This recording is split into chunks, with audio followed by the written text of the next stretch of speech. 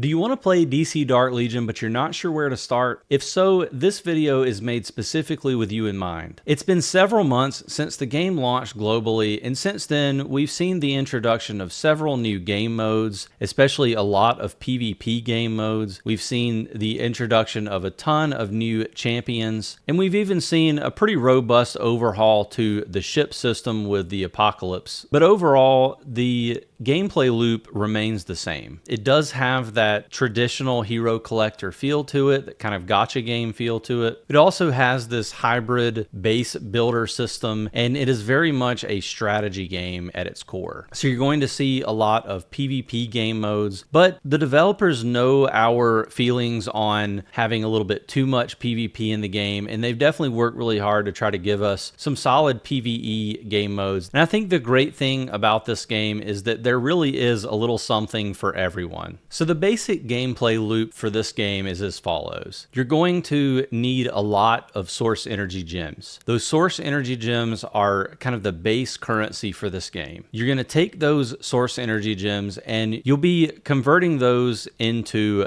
world anvil fragments and mother box keys through several of the shops in the game. You're going to take those world anvil fragments and those mother box keys, and you're going to obtain shards of champions. Those champions are going to need to be upgraded, and we're going to use a number of resources to upgrade those champions. We'll also use those resources to upgrade our base and our vehicles, and in doing so, we're going to be competing in what's called the Supreme Commander event. Supreme Commander is a hoarding event. It lasts pretty much all week, and now they've just introduced some changes to how Supreme Commander works, and we'll be doing some pretty serious competition with other leagues and other servers. But that Supreme Commander event is going to get you placement each week, and it's going to give you certain key items for the game, and the biggest of those are going to be magic eyes and additional source energy gems. And so you can see this cycle kind of completes itself. You get those source energy gems from the Supreme Commander event, and there are some other weekly events and daily events where you'll be obtaining them as well, but for the most part, a lot of that is going to come from the Supreme Commander event, and then you'll be using those gems in the next week to obtain more world anvil fragments and mother box keys so that you can get more champions and so on and so forth. Now, the key to this game is to be stingy with your gems. You're only going to get a very small amount of them in the grand scheme each week, and you'll want to make sure that you have a nest egg of those gems built up so that you can buy some key packs. Now, I have those listed on screen now. Number one, you want to make sure that you have approximately 2,900 source energy gems for Interstellar Visitor, which comes every weekend. You're going to get 100 gems for free from the event, and then that will give you the 3,000 gems that you need to purchase the 500 and 2,500 gem packs for world anvil fragments, which is going to give you a good nest egg of anvils to pull for bleed champions as you go through the week. And then you'll also, if you have the additional gems, if you have 300 extra gems, you can purchase a mother box key gem pack from Interstellar Visitor. And then there are going to be a couple of key items in the mystery store, which is like the main store that you'll be using, where you'll want to make sure that you purchase these on cooldown if you have the gems available for it. And that's going to be the 60 gem pack in the mystery store. Sometimes the same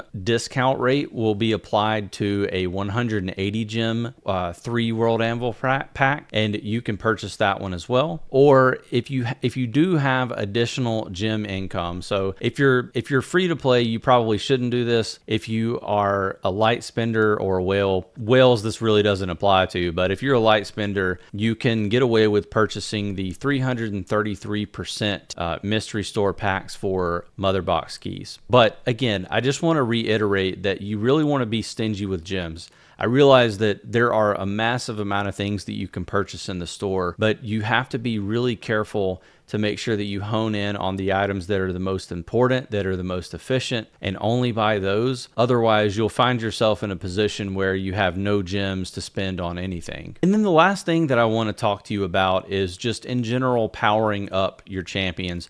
There's 5 ways that you're going to be powering them up. And I mentioned that you're going to be doing a lot of this through the Supreme Commander event, but you're going to level them up. You're going to add legacy pieces to the champions. You're going to be adding gear to the champions and transmuting that gear to try to get additional effect. You're going to be obtaining those shards through the Mother Box and also through the Bleed event. And those are going to give you additional stars on your champion. And then you're also going to be upgrading their force talents. It's really important to pick a small amount of champions and focus your account around that core group to make sure that you're not putting way too many resources into a wider group of champions, because if you do that, it's definitely going to slow your account down. But really important to make sure that you're powering up key champions, and you can take a look at my tier list to see how to do that or see which ones to focus on. I'm really excited about the future of DC Dark Legion. I really enjoy trying to put out helpful content for the community, and I hope to see you in the future.